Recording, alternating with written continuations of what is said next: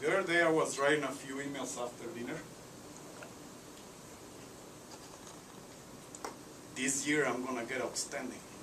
I can't believe the guy gave me a regular successful last year. I'm gonna be outstanding this year.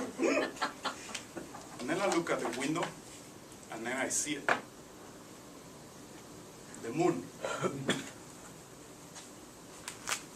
And I stop. I walk outside the door to the patio. And there she is, or he is, whatever the moon is. Amazing, with all the light coming out of it, as if it's gonna fall on top of us. Then I look at the stars, millions of galaxies. Each one of the galaxies, millions of stars. And then I look at myself. Yeah, I'm standing in the bottom, in the earth. I look at my feet. And then I start thinking. I read this book recently, Brian Greene, The Fabric of Cosmos. He claims that everything is made of these tiny strings, not protons, not electrons, and that's what makes the whole universe. And then I start thinking, what's the meaning of everything? Do I really want to be outstanding, work like crazy? And then I start going back into my lifelong quest of understanding of the world, as most people do. It sort of became an obsession when I was like 12 or 13. It would take the form of what I used to call meditation, something like this. This is a recent one, July 5, about 1 year ago. I would typically find this like very peaceful place in the mountain where nobody is, and then I set up all my gear, everything you need to do, a lot of thinking for 8 or 9 hours straight. Nobody can disturb you. A lot of interesting things came out of those meditations. The blog Diary of Happiness, 1999, Roosevelt Lake, Arizona. What is the difference between a machine and a human being? In other words, how does consciousness work?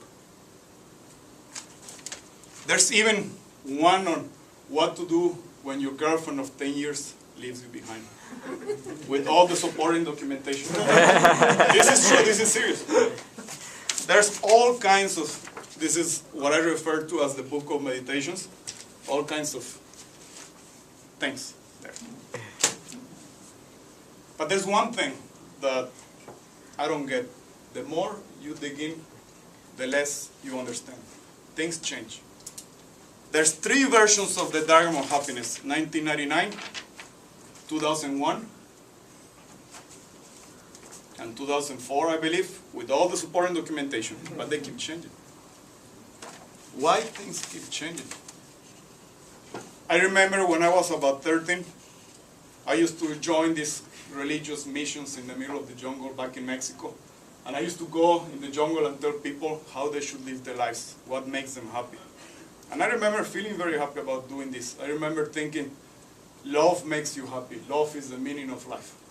But there was one question that I could never figure out. How does it work? Why love makes you happy? I mean, it was not really obvious to me. I just felt it, but I couldn't explain it. Until many years later, I read a couple of books. The Denial of Death. I know it sounds depressing. The Art of Being, and also The Art of Love, or Loving, from the same author, Eric Fromm, a famous psychoanalyst from the 50s. These guys claim that we are doomed. Human beings are doomed. Why? Because not only we're going to die, but we know we're going to die.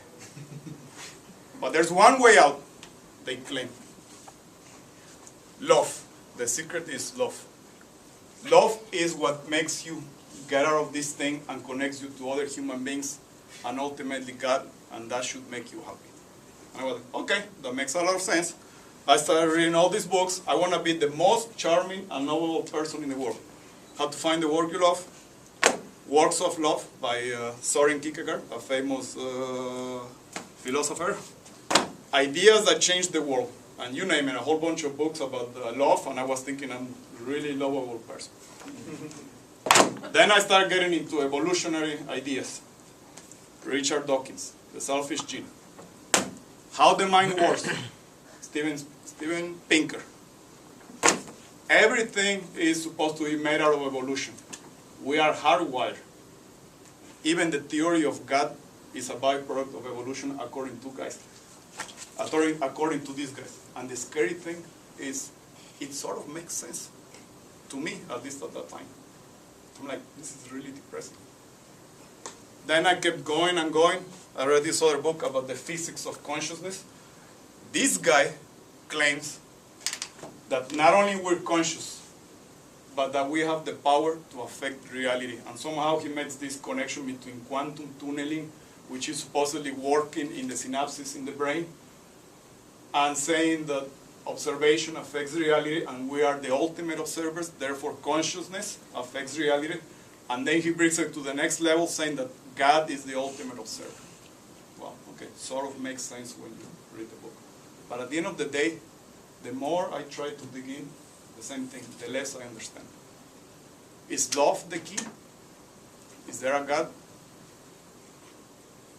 These interesting questions, the answer is, I don't know. I wish I could tell you 100% how I feel. But there's one thing that keeps coming up through all these years and thinking. And Jack Palance couldn't have said it better. Remember the movie City Slicker? When he was talking to Billy Crystal, who was a guy who came from the city, and he was depressed about life, Jack Palance, looking at the horizon, being a cowboy all his life, with an inner peace from being in touch with the earth throughout his whole life there, he said, do you know what the secret to life is? No. This. Your finger. The secret to life is one thing. One thing. You stick to this, and everything else means shit. What is it? That's what you have to find out.